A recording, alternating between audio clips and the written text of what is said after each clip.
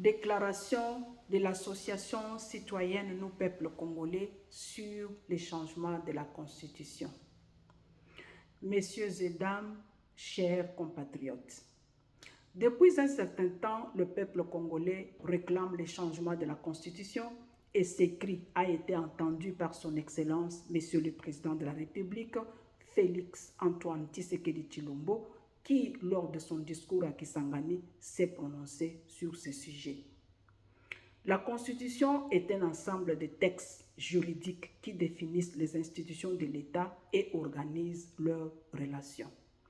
Elle constitue un cadre légal qui régit la dynamique entre une nation et ses gouvernants, de même qu'elle organise le fonctionnement des pouvoirs publics et hiérarchise l'ensemble des rapports entre gouvernants et gouvernés au sein de l'État.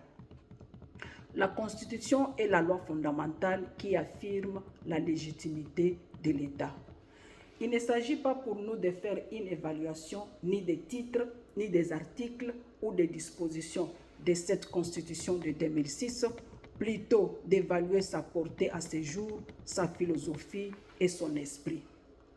L'histoire politique, sociologique, anthropologique et culturelle de notre pays a tellement évolué que la Constitution de 2006 est dépassée, obsolète et ne peut répondre aux défis et aspirations de la société congolaise. L'histoire précède le juridique, ainsi donc la Constitution actuelle mérite d'être remplacée par une prochaine qui tiendra compte de l'histoire actuelle de notre société et des aspirations du peuple congolais.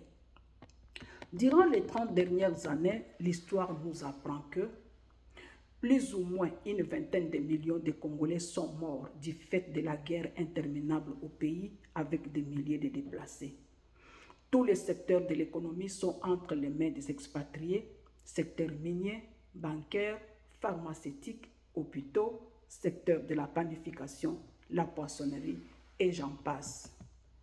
Notre armée, qui avait une centaine d'officiers, aujourd'hui en compte plus ou moins 500 et originaires d'un même point et très régulièrement, ils font défection avec troupes et armes pour rejoindre le camp de l'ennemi.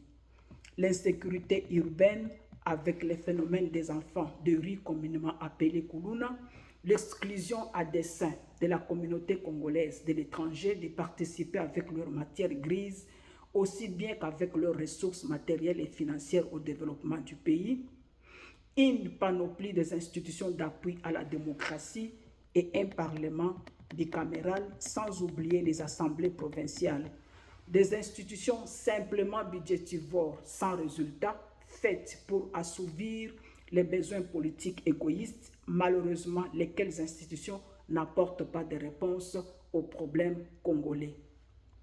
Avec une grande surprise et indignation, les hautes cours des droits de notre pays nous ont fait vivre des épisodes non plaisants sur le traitement du dossier judiciaire d'un ancien Premier ministre congolais et nous laissent dans un flou et une confusion qui fait croire qu'il y a au Congo une catégorie de citoyens qui sont au-dessus de la loi, qui ne peuvent être jugés et donc pas redevables. Un modèle palpable de l'ambiguïté et de la subjectivité d'interprétation. Cela ne devrait pas être le cas. La liste de toutes les faiblesses qui ont conduit à l'inanition de la République n'est pas exhaustive. Voilà ce que nous a offert l'actuelle Constitution qui, par surcroît, est une Constitution des belligérants qui avait amené chacun ses desiderata pour ses propres intérêts plutôt que celui du peuple congolais. Face à cette histoire sombre du Congo, notre pays, il faut une nouvelle intelligence capable de penser, de réfléchir et de développer un véritable pacte républicain qui tienne réellement compte de tous ces défis. Nous voulons donc une constitution, qui ne compte pas sur la bonne foi des hommes, mais qui impose la bonne foi aux hommes avec des lois drastiques, contraignantes et punitives pour décourager les réfractaires, les médiocres et les délinquants. 2. Qui met en exergue les valeurs morales, d'intégrité, d'éthique et de compétences. 3.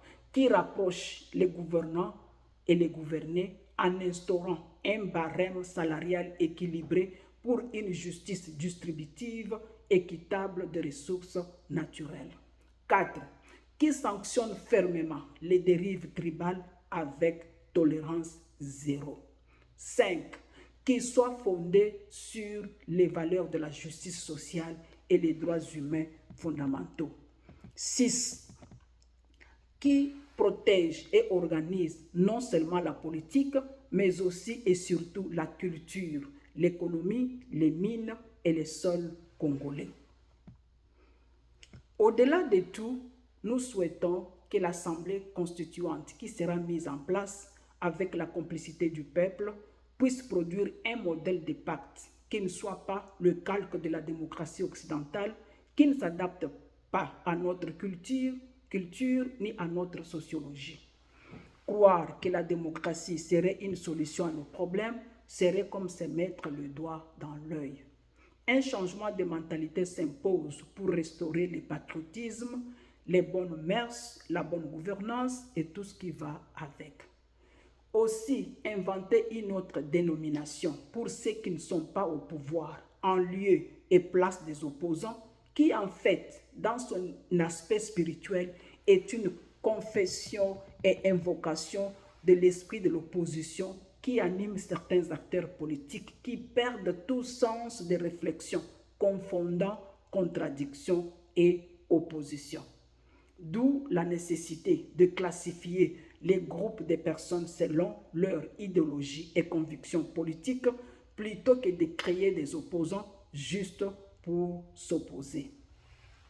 Ici, l'occasion pour notre association citoyenne, nous, peuples congolais, en tant que société civile, de proposer notre main d'association pour la production de ces pactes républicains. Nous appelons le peuple congolais souverain primaire et seul concerné par ces pactes, nous qui sommes unis par l'histoire et par le destin, à soutenir la démarche de changement de la Constitution en signant la pétition que nous avons initiée et mise en ligne. Nous croyons et faisons appel au patriotisme congolais pour un avenir meilleur et prospère de notre pays. Que Dieu bénisse la République démocratique du Congo. Je vous remercie.